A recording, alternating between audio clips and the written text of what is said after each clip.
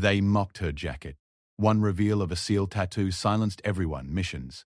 Before you satisfies yourself with what you see on the outside of a person, let me tell you something that will change the way you look at strangers forever. Because sometimes the quietest person in the room has seen the loudest battles.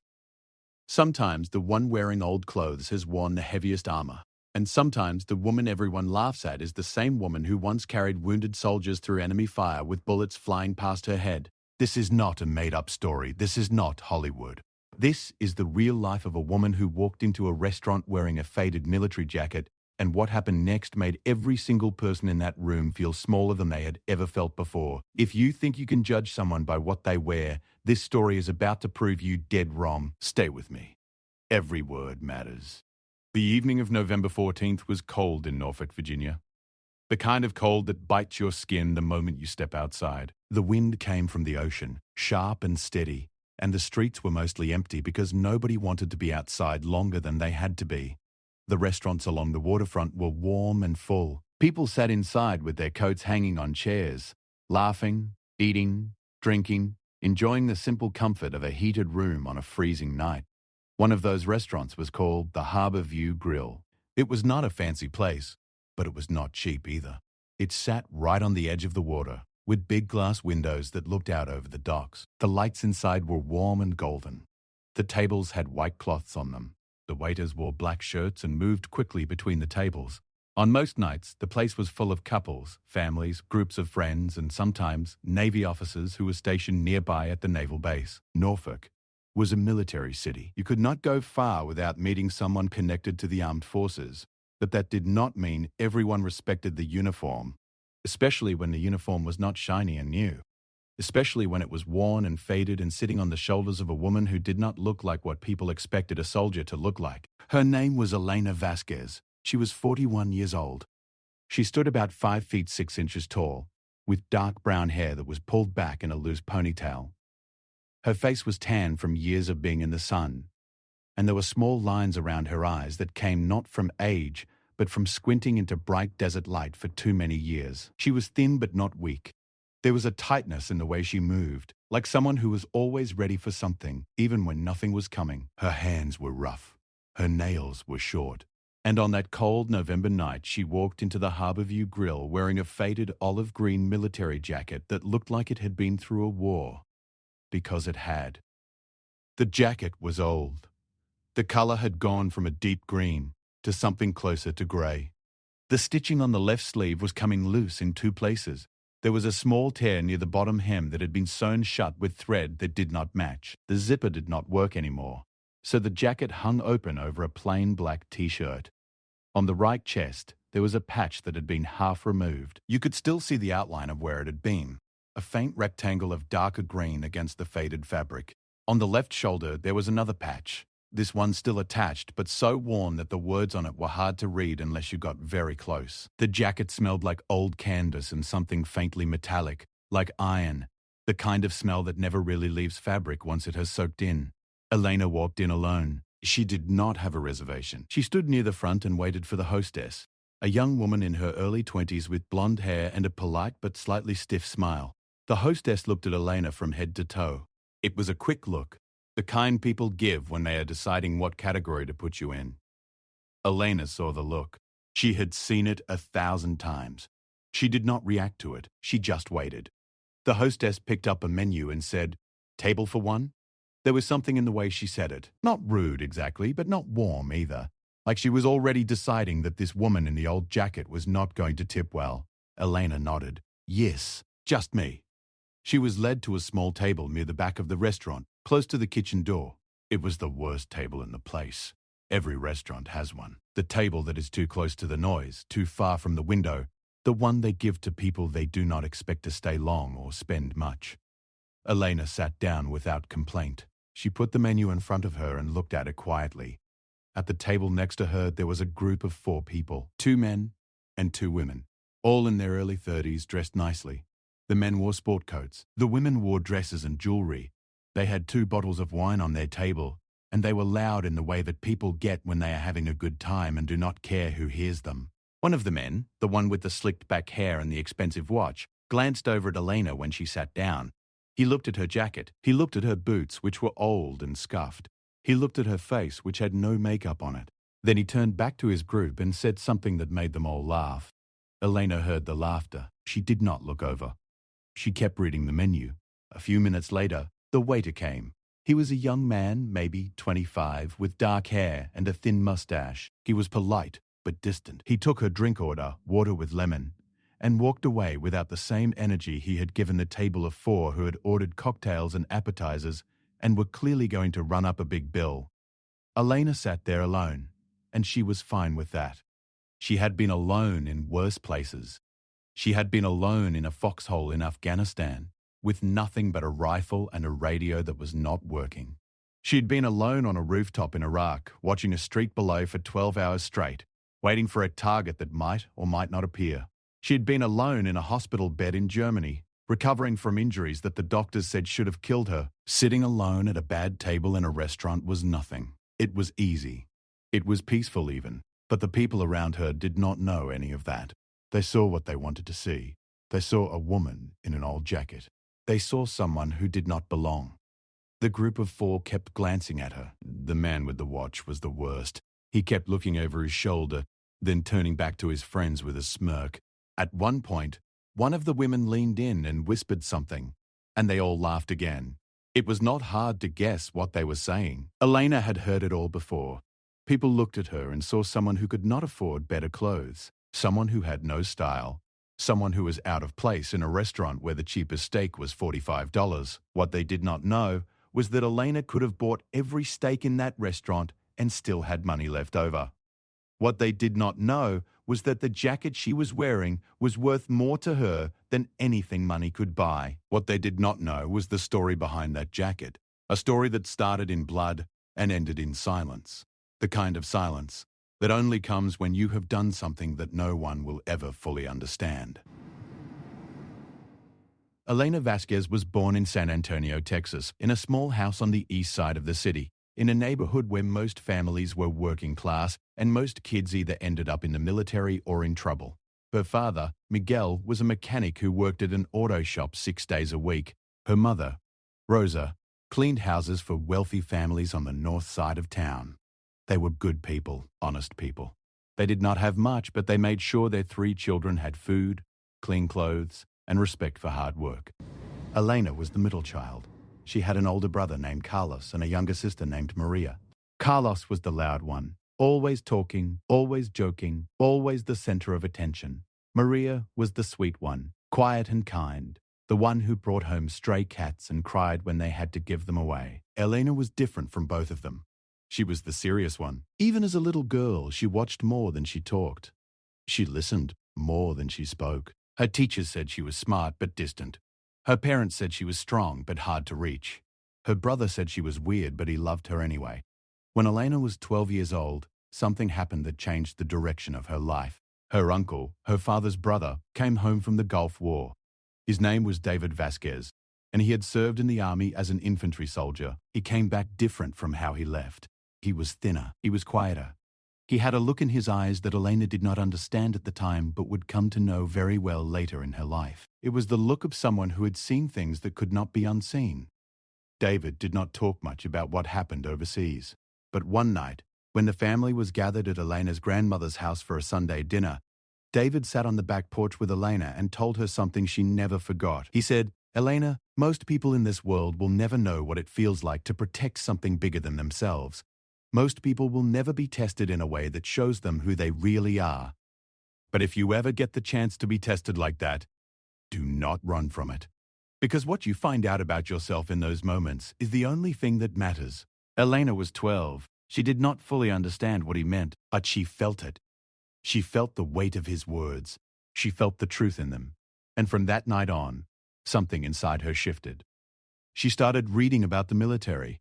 She started exercising, running around the block every morning before school, doing push-ups in her room at night. Her parents thought it was a phase. Her brother teased her about it. Her sister was confused by it. But Elena did not stop. She kept going, quietly, steadily, the way she did everything. By the time she was 17, she knew exactly what she wanted to do with her life. She wanted to serve, not just in the regular military. She wanted to be the best. She wanted to go where the missions were the hardest and the stakes were the highest. She wanted to prove that she could do what most people said a woman could never do. Her father was proud but worried. Her mother cried, and then prayed, and then cried again. Carlos told her she was crazy, but also said he would beat up anyone who gave her trouble. Maria hugged her and said, "Just come home, okay?" Elena promised she would. She enlisted in the United States Navy the week after she graduated from high school. She was 18 years old, 5 feet 6, 130 pounds, and tougher than most of the men who stood in line with her at the recruiting office. The recruiter looked at her and asked if she was sure. She looked back at him with those steady brown eyes and said, "I have never been more sure of anything." Basic training was hard, but Elena was harder. She did not complain. She did not cry. She did not quit. When other recruits fell behind on runs, she kept going. When the instructors screamed in her face, she stood still and took it. When the physical tests pushed her body to the edge, she found something inside herself that pushed back. The instructors noticed her. They always notice the quiet ones who never break. After basic training, Elena was assigned to a support unit. She did her job well. She was efficient, disciplined, and reliable. But she wanted more. She heard about a special program that was being developed. A program that would allow women to serve in roles that had traditionally been closed to them. It was not yet the full opening of combat roles that would come later, but it was a step, a chance, and Elena wanted in. She trained harder than she had ever trained in her life. She ran longer distances. She lifted heavier weights. She studied tactics, weapon systems, field medicine, communications, everything she could get her hands on. She slept less and worked more. Her body changed. Her mind sharpened. And when the selection process came, she was ready. Out of over 200 applicants, only 11 were selected. Elena was one of them. She was the youngest. She was also the only one who had never served in a combat zone before. The others looked at her the way the man in the restaurant would look at her years later, like she did not belong, like she was too small. Too quiet, too unlikely. But Elena did not care what people thought. She had stopped caring about that a long time ago. What she cared about was the mission. What she cared about was being ready when the moment came. What she cared about was proving, not to others but to herself, that she was everything she believed she could be. The training program lasted 8 months. It was the hardest thing Elena had ever done. Harder than basic training, harder than anything she had imagined. They trained in the desert.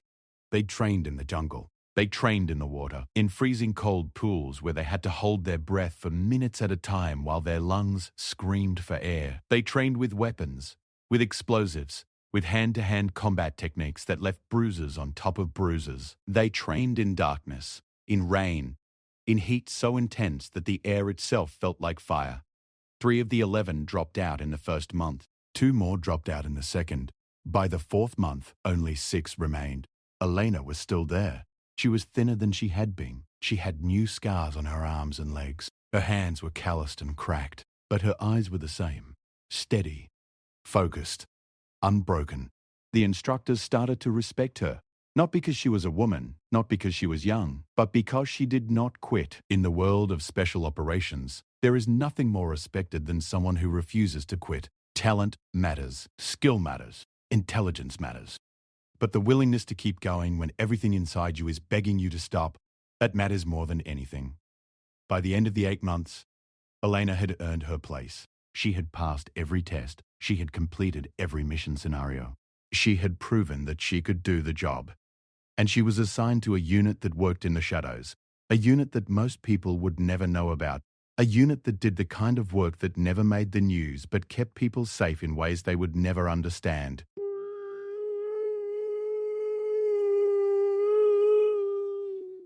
Her first deployment was to Afghanistan.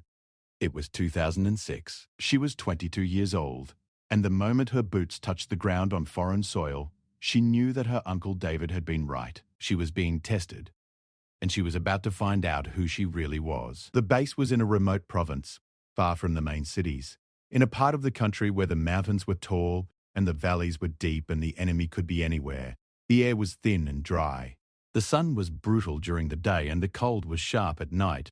The base was small, just a collection of tents and temporary structures surrounded by walls of dirt and concrete. There were about 200 soldiers there, most of them men, most of them experienced, most of them skeptical of the new woman who had just arrived. Alina did not try to win them over with words. She won them over with actions. On her third day at the base, there was a medical emergency. A patrol had been ambushed about 4 miles out. 3 soldiers were wounded, one of them badly. The medevac helicopter was 20 minutes away. The base medic said 20 minutes might be too long for the worst casualty. A young corporal who had taken shrapnel to the chest and was losing blood fast. Alina grabbed a medical kit, threw it over her shoulder and ran. Not jogged, ran. Full speed, across open ground, toward the sound of gunfire. 2 other soldiers ran with her, covering her with their weapons as she moved.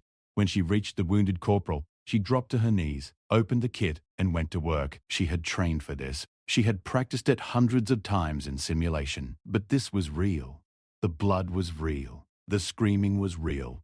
The bullets snapping overhead were real. She worked for 14 minutes. She stopped the bleeding. She stabilized his breathing. She kept him alive until the helicopter came. When the medevac took off with the corporal inside, Alina stood up, covered in blood that was not her own, and walked back to the base without saying a word. That night, no one at the base looked at her with doubt anymore. She had earned their respect the only way it can truly be earned, by putting herself in danger to save someone else. But this was only the beginning. The missions that followed would push Alina further than she ever thought possible. They would take her into darkness, into danger, into places where the line between life and death was so thin you could feel it on your skin. And one of those missions, the one that would define her life and lead to the jacket she wore years later in that restaurant in Norfolk, was still waiting for her. It was coming, and when it came, nothing would ever be the same. Alina did not know it yet, sitting in that cold base in Afghanistan, cleaning another soldier's blood off her hands. But the hardest night of her life was still ahead, and the jacket, the one that people would one day mock, was going to be born from that night, stitched together with sacrifice, courage, and a kind of pain that most people will never know. She did not know any of that yet. All she knew was that she was exactly where she was supposed to be, and she was ready for whatever came next. The months that followed Alina's first act of courage on that Afghan base were relentless. Every day brought a new challenge, a new danger, a new reason to question whether a human body and mind could handle this much pressure without cracking. But Alina did not crack. She bent. She ached. She lost sleep and gained scars. But she did not crack.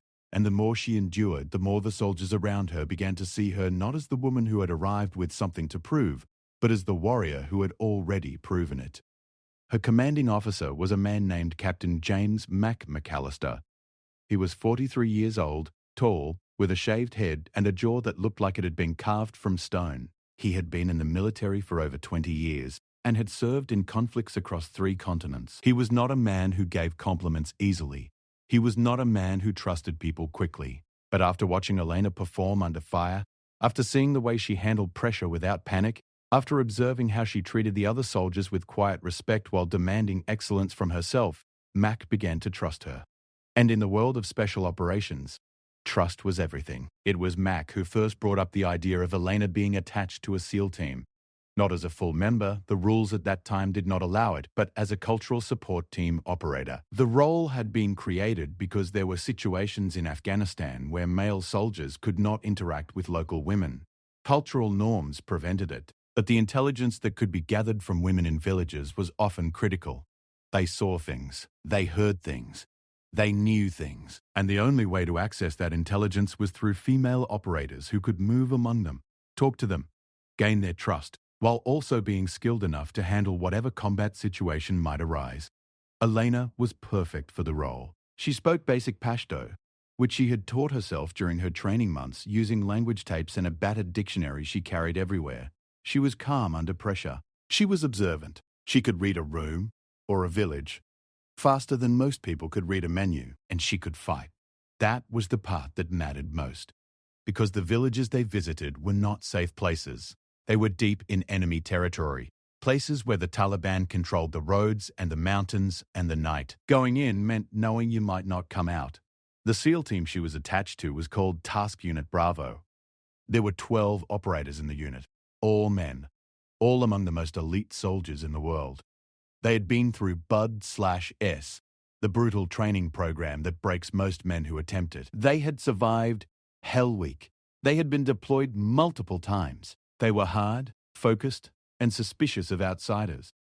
When Mac told them that a female operator would be joining them for their next series of missions, the reactions ranged from silence to open hostility. The team leader was a man named Senior Chief Petty Officer Ryan Cole.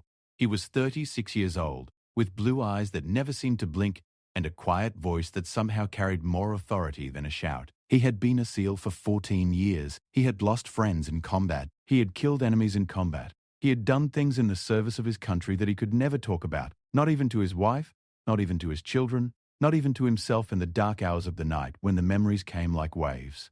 Cole was not a man who cared about politics or gender debates. He cared about one thing: put the person next to him do the job and keep the team alive. Everything else was noise.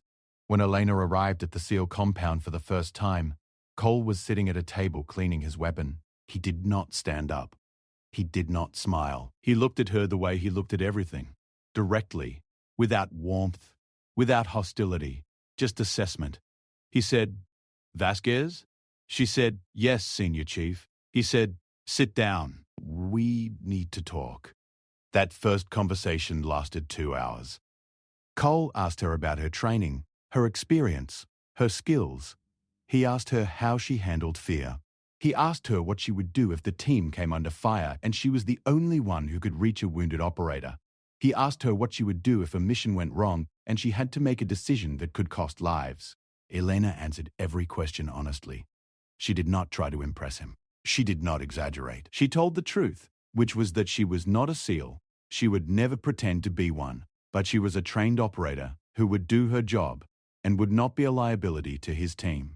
Cole studied her for a long time after she finished talking. Then he said, "Okay, we will see." That was it. No handshake, no welcome. Just, "We will see." And Elena understood. She would have felt the same way if she were in his position. The other members of the team were harder to win over. There was a man named Petty Officer First Class Danny Torres, the team's communications specialist. He was 29, loud, funny, and openly skeptical of Elena's presence. On her first night at the compound, he looked at her across the dinner table and said, "No offense, but if things go sideways out there, I need to know you can carry your weight. And I mean that literally. Can you carry a 200-pound man?" Elena looked at him and said, "If he is wounded, I will carry him. If he is dead, I will carry him. If he is just lazy, I will leave him." The table went quiet for a second, and then Torres laughed. It was a real laugh, the kind that comes from surprise and respect. After that, he stopped questioning her, at least out loud. There was also Petty Officer Second Class Marcus Webb, the team's sniper. Webb was 27, quiet like Elena, with steady hands and eyes that missed nothing. He did not talk much to anyone, let alone to the new female operator. But Elena noticed that he watched her during training. He watched the way she handled her weapon. He watched the way she moved through the practice scenarios. And one afternoon, after a particularly grueling training exercise, he walked up to her and said, without any introduction, "Your trigger discipline is good. Keep your elbows tighter on the turns." Then he walked away. It was the closest thing to a compliment she would get from him for months. The first mission with Task Unit Bravo came 3 weeks after Elena arrived. It was a night operation. The target was a village about 30 kilometers east of the base, in a valley surrounded by mountains on 3 sides. Intelligence suggested that a Taliban commander was using the village as a meeting point and that the women in the village had information about upcoming attacks. The SEAL team would secure the perimeter. Elena would go in with 2 other operators to speak with the women and gather intelligence. The helicopter ride to the insertion point was 15 minutes. Elena sat in the darkness, feeling the vibration of the aircraft through her body, listening to the sound of the rotors cutting through the cold air. She was wearing full combat gear, body armor, helmet, night vision goggles. Her weapon was an M4 carbine, standard issue, fitted with a suppressor and a red dot sight. On her belt, she carried a sidearm, a medical kit, and extra ammunition. She was heavy with equipment, but she had trained with this weight for months. It felt like part of her body now. When the helicopter landed, the team moved fast. They spread out into the darkness like shadows, each man knowing exactly where to go and what to do. Elena moved with 2 of them, Torres and a man named Petty Officer Second Class Jake Harmon, toward the main cluster of houses. The village was quiet. "Too quiet," Torres whispered. Elena felt it too. There was something wrong. The air felt wrong. The silence felt wrong. But the mission was the mission, and they kept moving. They reached the first house. Harmon took position outside. Elena and Torres entered through the door, which was unlocked. Inside, it was dark and warm. The smell of cooking oil and wood smoke hung in the air. In the main room, there were 3 women sitting on the floor, wrapped in blankets, their faces pale in the green glow of the night vision goggles. They looked frightened. Eleanor lowered her weapon, removed her goggles, and knelt down in front of them. She spoke in Pashto slowly, carefully, telling them that she was not there to hurt them, that she needed their help, that she needed to know what they had seen and heard. The oldest woman, who was maybe 50, with deep lines on her face and eyes that had seen decades of war, looked at Elena for a long time. Then she spoke. She spoke quickly, urgently, as if the words had been trapped inside her for weeks and she was finally letting them out. She told Elena about the meetings. She told her about the commander, where he slept, how many men he had, what weapons they carried. She told her about a tunnel system beneath the village that was being used to store weapons and explosives. She told her about a planned attack on a nearby school that was supposed to happen within the next 48 hours. Elena absorbed every word. She relayed the information through her radio to Cole, who was coordinating from the perimeter. Cole's voice came back calm and steady. "Good copy. Continue." Elena spent 40 minutes in that house talking to those women, learning things that would save lives. When she was done, she thanked them in Pashto and left the way she came, back into the cold night, back to the shadows where the team was waiting. The mission was a success. The intelligence Elena gathered led to a follow-up operation the next night, where the tunnel system was discovered and destroyed. The planned attack on the school was prevented. 27 children would go to school 2 days later without knowing that they had almost been killed. They would never know Elena's name. They would never know she existed. And that was fine with her. That was the nature of the work. You saved lives that would never know they had been saved, and you went back to the base and ate your food and cleaned your weapon and prepared for the next mission. After that first successful mission, the dynamic within Task Unit Bravo shifted, not dramatically, not overnight, but gradually. The way ice melts in spring, the resistance faded. The operators stopped looking at Elena as the woman on the team and started looking at her as an operator on the team. She was still different from them. She always would be. But she had proven that different did not mean less. Different meant another set of eyes, another set of skills, another perspective that could be the difference between a mission that succeeded and one that failed.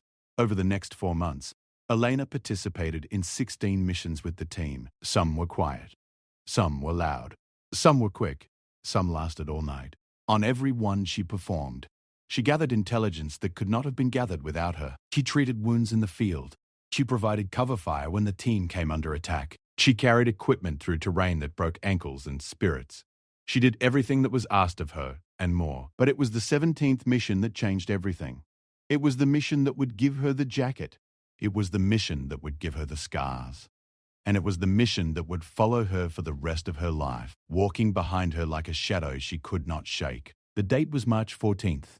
The target was a compound deep in the mountains, farther east than the team had ever operated before. Intelligence indicated that a high-value target, a man responsible for planning attacks that had killed dozens of American soldiers and hundreds of Afghan civilians, was hiding inside the compound. The mission was classified at the highest level. Only a handful of people knew about it. The orders came from far up the chain of command, and they were clear: capture or kill. The team prepared for 3 days. They studied satellite images of the compound. They memorized the layout, every room, every wall, every door, every possible exit.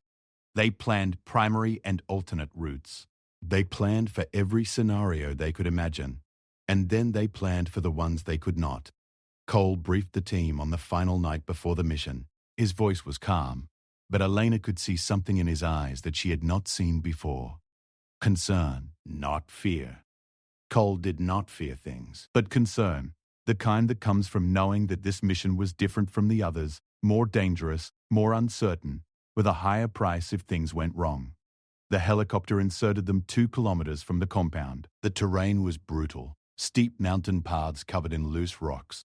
The altitude was high enough that every step cost extra effort. Every breath was a little shallower than it should have been.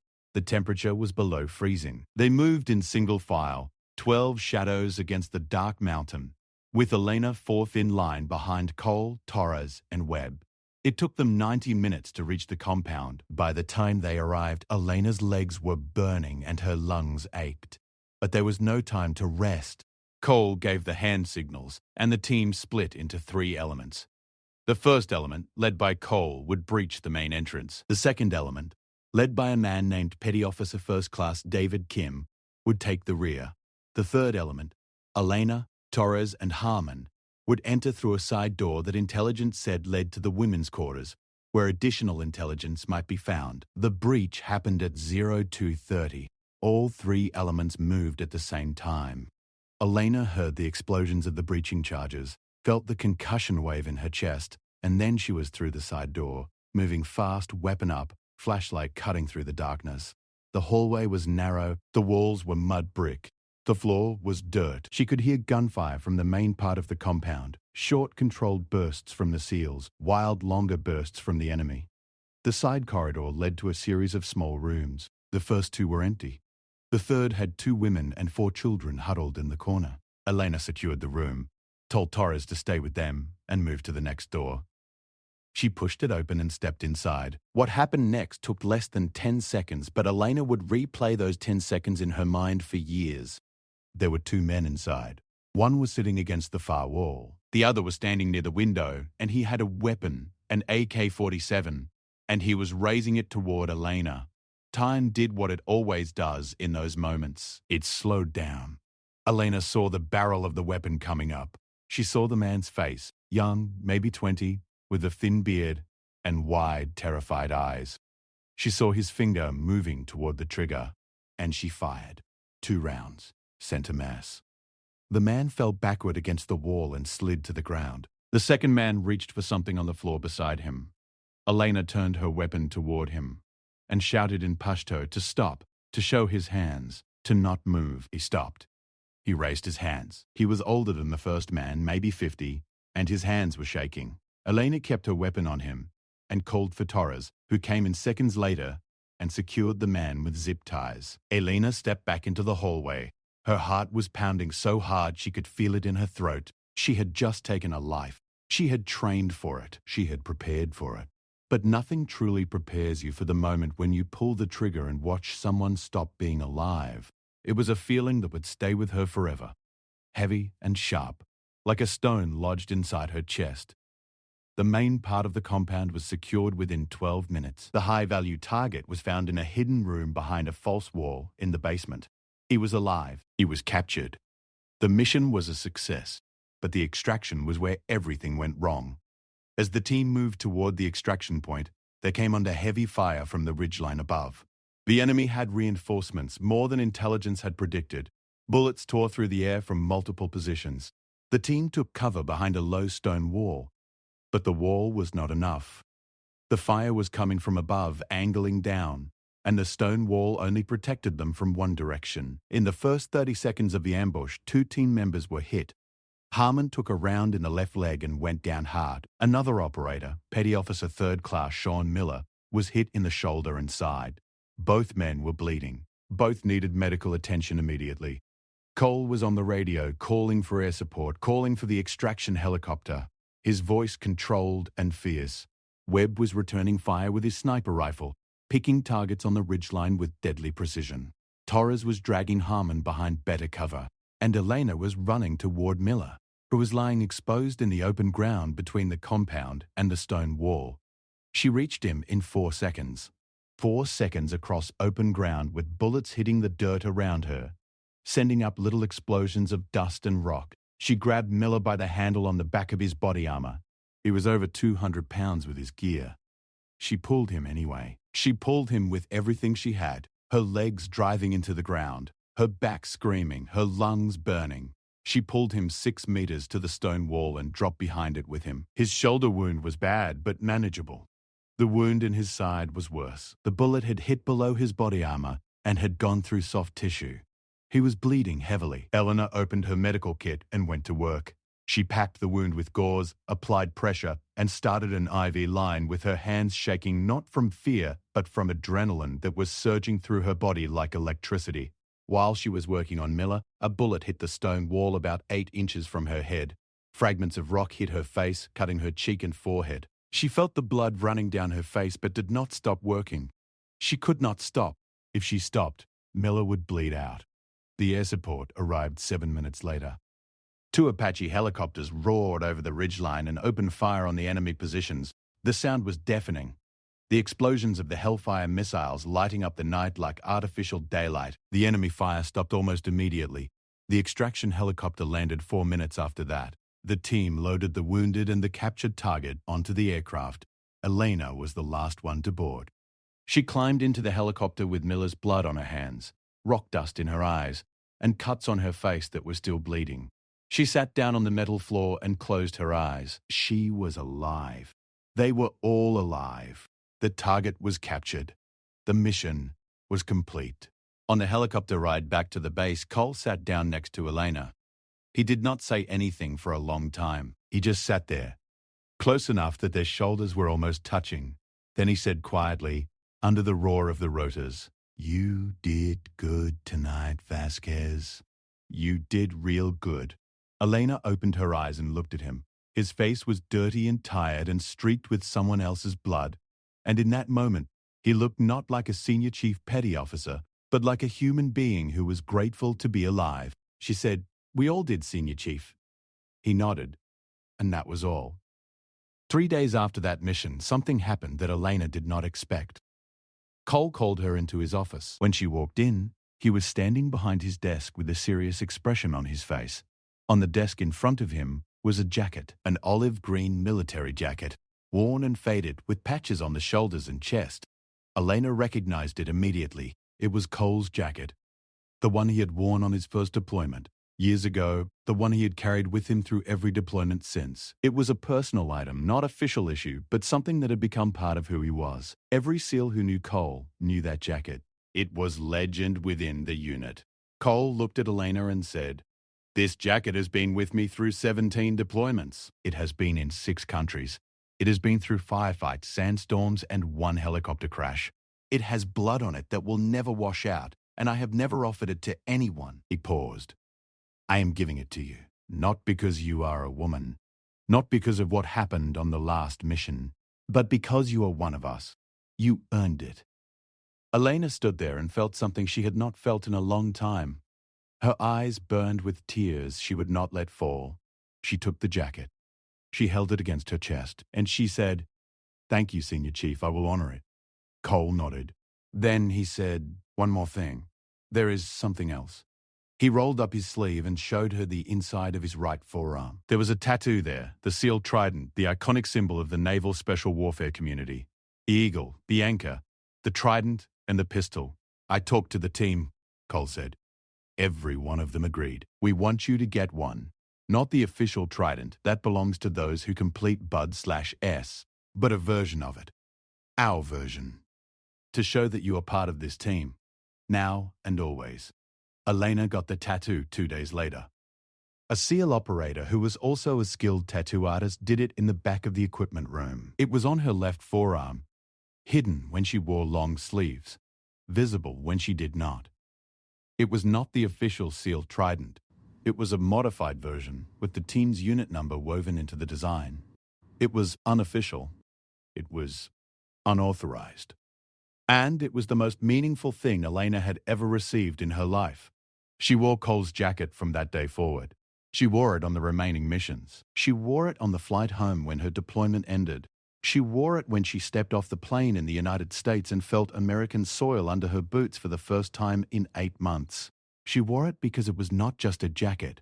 It was a testament, a record, a second skin made of sacrifice and earned through blood. Years passed. Elena completed 2 more deployments, each one adding new memories to the jacket, new invisible weight to its faded fabric. She served with distinction. She received commendations that were classified and awards that were given in closed rooms with no cameras and no applause, just a handshake and a quiet thank you from men with stars on their shoulders. And then, as happens to all soldiers eventually, The time came to leave. The injuries accumulated over the years. A bad knee, a back that ached when the weather changed, headaches that came without warning and lasted for days. These finally caught up with her. The military doctors told her that her body had taken too much damage. She could continue to serve in a limited capacity, or she could retire with full honors. Eleanor chose to retire, not because she wanted to stop, but because she knew that a compromised operator was a danger to the team, and she would never be a danger to her team. She left the military at the age of 35. She settled in Norfolk, Virginia, close to the naval base where she had spent so much of her career. She bought a small house near the water. She lived quietly. She did not talk about her service. She did not tell people what she had done. When new neighbors asked what she did for a living, she said she was retired. When they asked from what, she said government work. When they asked for details, she changed the subject, but she kept the jacket. She wore it everywhere. To the grocery store, to the post office, to the park where she walked every morning. And on that cold November night, she wore it to the Harborview Grill, where a group of strangers looked at her and saw nothing but an old jacket on a woman who did not belong. They had no idea. They had absolutely no idea. And they were about to find out. Back in that restaurant, Elena sat at her small table near the kitchen door and waited for her food. She had ordered a steak, medium rare, with a side of mashed potatoes and a glass of water. Simple. She had never been a complicated person when it came to food. Years of eating military rations in deserts and mountains had made her grateful for anything that was hot and did not come out of a sealed pouch. The group of four at the next table had gotten louder as the wine bottles emptied. Their laughter was the careless kind, the laughter of people who had never had to worry about anything more serious than which restaurant to eat at on a Friday night. Elena did not resent them for that. She had fought so that people like them could have lives where the biggest problem was choosing between the salmon and the fillet. That was the whole point. You fought so that others did not have to, but the comments were getting harder to ignore. The man with the expensive watch, whose name Elena did not know and would never learn, had turned his chair slightly so that he was half facing her table. He was speaking to his group, but his voice was loud enough for Elena to hear every word. He was not trying to hide it. In fact, it seemed like he wanted her to hear. "Look at that jacket," he said, swirling the wine in his glass. "What is this, a thrift store? Who walks into a place like this dressed like that?" One of the women, the one with the red dress and the pearl earrings, glanced at Elena and then looked away quickly, the way people do when they feel guilty about laughing but are going to laugh anyway. "Maybe she got lost," the woman said. "Maybe she was looking for the goodwill and ended up here." They all laughed. The second man, who was shorter and had a round face that was flushed from the wine, leaned forward and said, "I bet she is one of those people who wears military stuff to look cool. You know, the ones who buy old army jackets from surplus stores and pretend they served stoles?" "Stolen valor," the man with the watch said, nodding like he had just made a profound observation. "That is what they call it. Stolen valor. People wearing uniforms they never earned." He shook his head with exaggerated disapproval and took another sip of his wine. Elena heard all of it, every word. She kept her face still. She kept her eyes on her plate. She felt something inside her chest. Not anger exactly, but something heavier, a weariness. A tiredness that went beyond physical fatigue. She was tired of being invisible in a world she had helped protect. She was tired of people looking at the surface and thinking they understood the depth. She was tired of explaining. So she did not explain. She just sat there and ate her steak and let their words roll off her like rain off the jacket they were mocking. The waiter came and refilled her water. He gave her a thin smile that was more professional obligation than genuine warmth. He did not linger. He went back to the group of four, who ordered another bottle of wine and a dessert to share. Elena watched him go and thought about Cole, who would have looked at this waiter and said something dry and cutting that would have made the whole team laugh. She thought about Torres, who would have walked over to the table of four and introduced himself with a wide grin, and then proceeded to tell them a story so outrageous and so profane that they would not know whether to laugh or call the police. She thought about Webb, who would have said nothing at all, but whose silence would have spoken louder than any words. She thought about them because she missed them. She missed the team every day. She missed the simplicity of that life, the clarity of it. In the military, you knew who you were and what you were doing and why. Out here, in the civilian world, Everything was muddled and complicated and full of noise that meant nothing. People worried about things that did not matter. They argued about things that would be forgotten in a week. They judged each other based on clothes and cars and job titles, as if any of that told you anything real about a person. She pushed her plate aside and sat back in her chair. The group of four was still talking about her. They had moved on from the jacket to her boots, which they found equally amusing. "Those boots look like they have been through a mud wrestling match," the woman in the red dress said. And the table erupted in laughter again. And that was the moment when something shifted. It was not a dramatic shift. Eleanor did not stand up and slam her fist on the table. She did not raise her voice. She did not give a speech. What she did was much simpler than that. She pushed up the left sleeve of her jacket. The tattoo was there, on her inner forearm, where it had been for years. The modified seal trident. The eagle with its wings spread. The anchor. The trident. The pistol. And woven into the design, the unit number of Task Unit Bravo. The ink was dark against her tan skin. The lines sharp and precise. The work of a steady hand that had also been steady on a trigger. She did not show it to anyone on purpose. She was simply adjusting her sleeve because it was warm in the restaurant, but the woman in the red dress, who had been glancing at Elena regularly to fuel the group's comedy routine, saw it. She saw the tattoo and her face changed. The laughter died on her lips. She stared at Elena's forearm for a long moment, and then she tapped the man with the watch on the arm and pointed. He looked. His eyes found the tattoo, and Elena saw the exact moment when the realization hit him. She watched it move across his face like a cloud passing over the sun. His smirk faded. The amusement in his eyes was replaced by something else. Something that looked a lot like the expression of a man who has just realized he has been laughing at someone who could break him in half without raising her heart rate. The table went quiet, not just a little quiet, completely silent. The kind of silence that fills a space when people suddenly understand that they have made a terrible mistake. The man with the watch put down his glass. The woman in the red dress looked down at her hands. The other two exchanged glances that said everything words could not. Elena noticed the silence. She looked up from her table and found all four of them staring at her. She did not look away.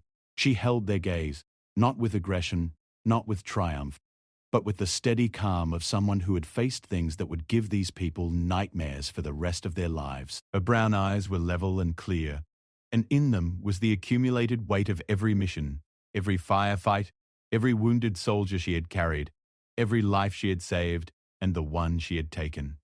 The man with the watch was the first to speak. His voice was different now. The arrogance was gone. The volume was lower. He leaned slightly toward Elena's table and said, "Excuse me, is that a trident?" Elena looked at him for a moment before answering. "A version of one," she said quietly. There was a pause.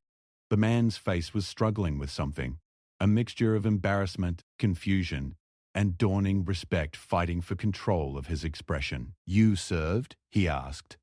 "I served," Elena said. That was all. 2 words. She did not elaborate. She did not list her accomplishments. She did not describe the missions, the wounds, the medals, the sacrifices. She just confirmed the simple fact that she had served, and let the weight of those 2 words do the rest. The woman in the red dress spoke next. Her voice was small and tight, the voice of someone who wishes she could rewind the last hour and erase everything she had said. "We did not know," she said. "We are so sorry." "We had no idea." Elena looked at her and for a moment said nothing. Then she said, "That is the point. You did not know. And you judged anyway." The words were not spoken with anger. They were not spoken with bitterness. They were spoken with a quiet truth that hit harder than any raised voice could have.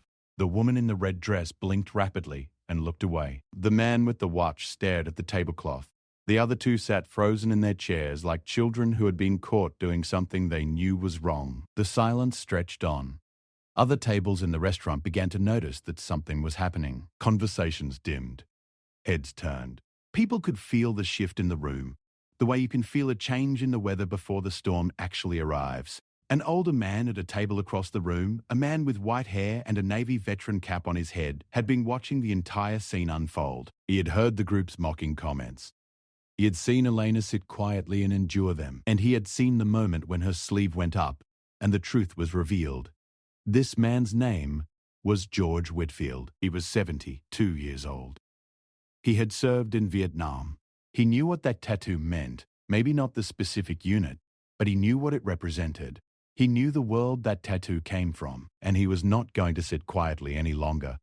George pushed back his chair and stood up. His wife, a small woman with silver hair, looked up at him with surprise.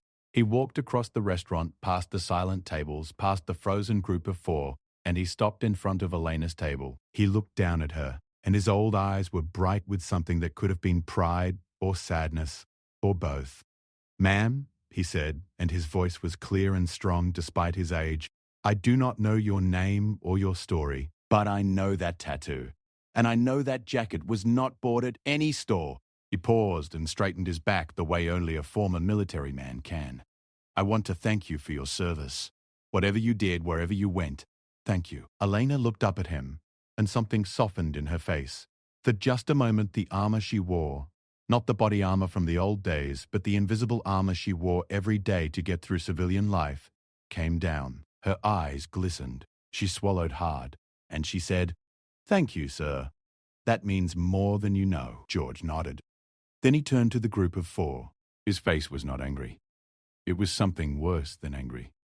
It was disappointed, the kind of disappointment that a father shows a child who should have known better. He said, "You should be ashamed. Every single one of you. You sat there and laughed at a woman who has done more for this country than you will do in your entire lives. That jacket you mocked. That jacket has been in places you cannot imagine.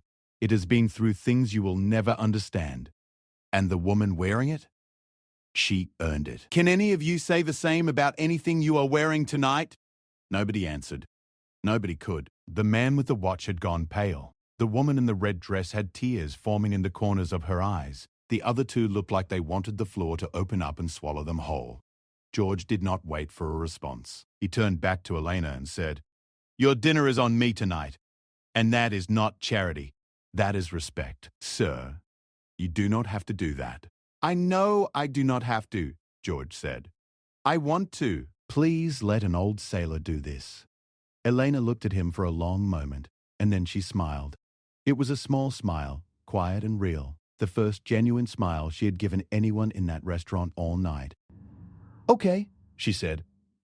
"Thank you." His wife reached over and squeezed his hand. He sat down and did not look at the group of four again. He had said what needed to be said. The rest was up to them. What happened next surprised Elena. The man with the watch stood up. He straightened his sport coat and walked over to a table. His hands were in front of him, fingers laced together, the posture of someone who is about to say something difficult. He stood there for a few seconds before speaking, and when he did, his voice was unsteady. "Ma'am, I owe you an apology. Real one. Not a polite one. A real one." He took a breath. "I sat over there and laughed at you. I made fun of your jacket. I made fun of your boots. I assumed I knew who you were based on how you looked, and I was wrong. Completely, totally wrong. I do not know what you went through. I do not know what sacrifices you made. But I know that what I did tonight was wrong, and I am ashamed of myself." Elena studied his face. She could see that the apology was genuine. The arrogance that had been there all evening had crumbled, and what was left was a man who was confronting an ugly truth about himself. She had seen that look before. She had seen it on the faces of new recruits who realized that the world was harder and more complicated than they had thought. It was the look of someone waking up. "Sit down," Elena said, gesturing to the chair across from her. The man hesitated, then sat. "What is your name, Elena?" asked. "Andrew," he said. "Andrew Collins." "Andrew," Elena said, "I am not going to tell you my life story. I am not going to list the things I did or the places I went. That is not what matters tonight. What matters is this." She paused and leaned forward slightly. "Every person you meet is carrying something you cannot see. Every single one. The old man at the bus stop, the woman behind the counter at the gas station, the kid with the torn backpack at the school down the street. They all have stories. They all have battles. Some of those battles are small, some are huge, but they are all real. And when you look at someone and decide you know who they are based on what they look like, you are making yourself blind. You are choosing not to see. And that is a choice. You can choose differently. Andrew listened without interrupting. When she finished, he nodded slowly. You are right, he said. I know you are right. And I am going to remember this night for a long time. Good, Elena said. That is enough. Andrew stood up. He reached into his jacket and pulled out his wallet. He took out a business card and placed it on the table. If you ever need anything, he said, anything at all, please call me.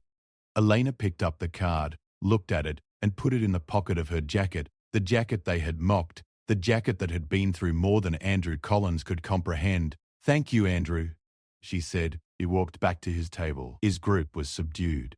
They paid their bill quickly and quietly. As they stood to leave, each of them looked at Elena. The woman in the red dress mouthed the words, I am sorry, from across the room. The other couple nodded at her with respect that had not been there an hour ago. Andrew was the last to leave, stopped at the door, turned back, and gave Elena a long look that said everything his words had not.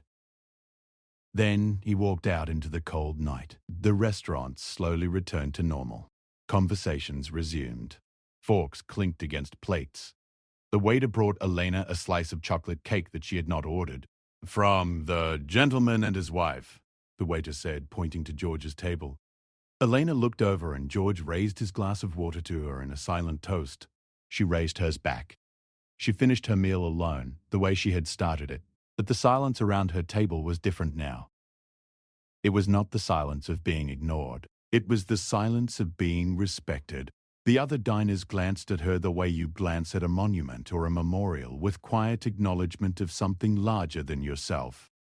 When Elena finally stood up to leave, she buttoned Cole's jacket, the one that did not zip anymore, and pulled it tight around her shoulders.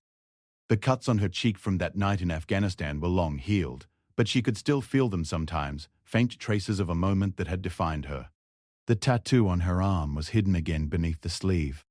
The weight of everything she had been and done was invisible once more, carried inside her the way she had always carried it, silently, steadily, without complaint. She walked to the door. The hostess, the young blonde woman who had given her the worst table in the restaurant, watched her go. There was something different in the hostess's eyes now, a curiosity mixed with regret, the expression of someone who was just beginning to understand that she had missed something important.